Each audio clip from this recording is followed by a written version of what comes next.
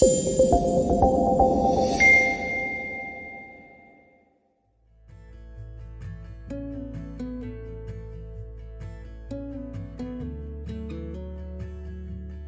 pertanyaan dari Bapak Patrick. Ada 2 pertanyaan, saya bacakan. Apakah Feng Shui bisa diterapkan pada semua aspek kehidupan, tidak hanya rumah, kantor, tetapi dalam bisnis? Contohnya hari yang tepat, jam yang tepat. Mohon tipsnya. Kemudian pertanyaan kedua, apakah Feng Shui memiliki keterkaitan dengan faktor kelahiran, sio, dan lain-lain? Ya, menjawab pertanyaan Bapak Petri yang pertama tentang apakah Feng Shui bisa diterapkan pada semua aspek kehidupan. Bapak Ibu, Bapak Petri, ya kan, saya mau mengatakan kalau kita berbicara Feng Shui, lama-lama kalau kita menjadi seorang yang menerapkan Feng Shui dalam kehidupan kita, maka Feng Shui itu akan menjadi falsafah atau lifestyle atau filsafat hidup. Ya, dalam menerapkan Feng Shui itu kita bisa menerapkannya dari hal yang kecil sampai hal yang besar. Hal yang kecil seperti apa? Ya, seperti penataan meja kerja kita, penataan ranjang kalau di rumah, di kamar kita. Nah, posisi yang tepat bagaimana? Yang disesuaikan dengan polarity atau kutub magnetik kita yang paling bagus. Ya, karena kita juga berbicara tentang keselarasan antara manusia dan juga alam semesta. Nah, Feng Shui itu bukan berbicara tentang klinik, karena semua ini adalah dasar ilmunya dan bisa dibuktikan dengan baik. Jadi Pak Petri, Feng Shui itu bisa diterapkan tidak hanya di dalam rumah, tetapi juga dalam kantor. Dan lama-lama Feng Shui ini akan menjadi lifestyle. Ya, Feng Shui itu berbicara tentang pengaruh. Bagaimana pengaruh barang-barang kita yang di sekitar kita. Saya sering mengambil contoh, misalnya kalau kita punya air minum yang diisi dengan air hangat atau panas, maka ketika kita minum itu akan suhunya dirasakan panas. Kalau gelas yang kita minum adalah air es dengan es batu dan lain-lain, maka kita minum akan terasa dingin. Nah, Feng Shui demikian. Feng Shui itu bukan sugesti. Feng Shui itu berbicara tentang pengaruh yang kita rasakan. Kita kalau mempunyai satu lingkungan yang berfeng shui baik, misalnya contoh kamar tidur kita, posisi ranjang yang tepat, akibatnya apa? Akibatnya adalah bahwa tidur kita akan menjadi lebih nyenyak, kualitas tidur akan lebih baik. Nah, bukan sugesti, tapi soal pengaruh.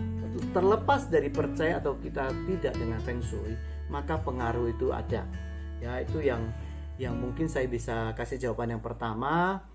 Kemudian jawaban yang kedua, apakah Feng Shui memiliki keterkaitan dengan faktor kelahiran atau sio? Ya, tepatnya kelahiran ya, data kelahiran. Salah satu parameter yang kita pakai untuk analisis Feng Shui ya, yang berhubungan dengan pribadi adalah data kelahiran. Sebagaimana kita tahu bahwa Feng Shui ada yang bersifat pribadi, ada yang bersifat umum ya. Yang umum adalah ketika saya mendesain, dia sebagai saya juga seorang arsitek ya, saya mendesain bangunan umum, misalnya hotel, kantor dalam arti gedung kantor gitu ya, atau misalnya mall dan lain-lain, maka lebih banyak kita mengarahkannya tidak pada Feng Shui yang bersifat personal ya, kecuali misalnya ownernya atau CEO-nya ya, kita mendesainkan kantor, posisi kantor yang baik dengan meja yang tepat. Kalau misalnya di bagian masuk lagi untuk hal-hal yang lain, misalnya yang divisi finance, di mana proses peletakan brankas yang tepat. Nah, itu yang akan dimasukkan, tapi itu juga berhubungan dengan hal-hal pribadi. Hal pribadi Anda dari mana? Dari tanggal lahir tentunya. Tanggal lahir akan kelihatan bagaimana polarity kita yang tepat. Polarity adalah kutub magnetik seseorang yang tepat. Apa yang dimaksud dengan polarity seseorang? Misalnya Bapak Ibu semua kan tahu kompas ya. Kompas kalau kita taruh dalam posisi apapun, itu jarumnya akan kembali menunjukkan pada arah utara dan selatan. Nah, itu jarum kompas yang menyesuaikan dengan kutub magnetik bumi utara dan selatan. Manusia demikian juga Bapak Ibu, manusia dilahirkan secara unik juga mempunyai polarity sendiri. Makanya tidak heran ya, kenapa kalau kita pindah tempat tidur ya kan, kadang-kadang kita gelisah dulu dan tidak bisa tidur dengan nyaman.